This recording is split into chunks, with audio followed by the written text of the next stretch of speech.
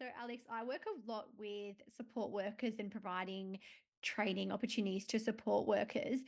And can I ask, in your opinion, why do you think training and professional learning opportunities and supervision is really important for support workers?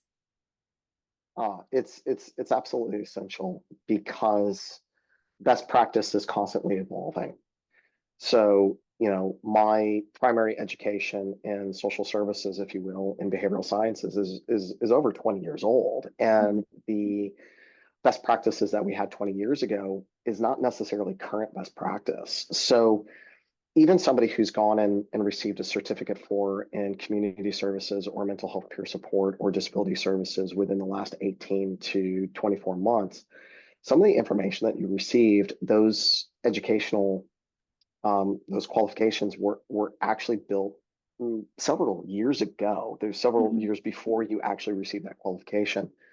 So the best practice recommendations are not necessarily up to date. And so by attending to continuous education or continuous professional development, whether that be in on-site workshop learnings, webinars, or receiving coaching and professional supervision, what it aims to do is close the gap between your most recent qualification learning and academic learning and what is currently happening in sector and what we're seeing as best practice approaches to supporting people. So that is really, I think, if we're looking at mental health support, is most evident in the last couple of years where we've transitioned a little bit from the collaborative recovery model into more of the peer-centered focused and consumer-focused or consumer perspective frameworks that are guiding mental health service organizations and implementing service supports for individuals who experience a psychosocial disability or mental health condition. So the way that we're using this information changes and it adapts. And so by engaging in continuous education, we stay abreast of what's actually happening in the sector that we work. How are people preferring to be worked with? And Mhm. how can we leverage our skills, knowledge, and resources as professionals to support people to really cultivate their best life in a way that is safe and sustainable?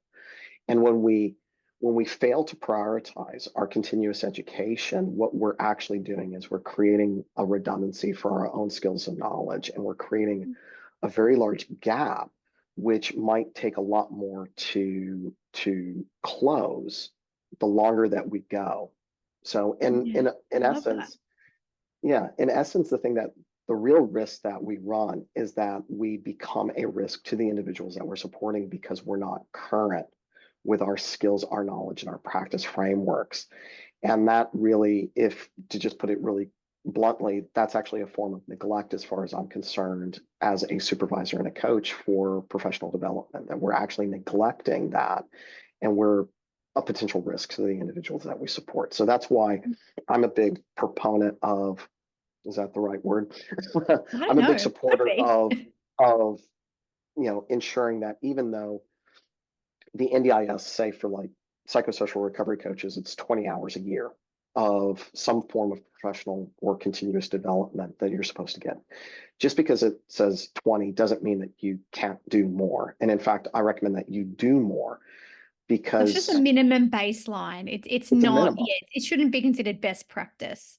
Correct. So that's a minimum. So that's just barely 20 what you're hours doing. isn't many because that's Mm-mm. only a few days of training per year.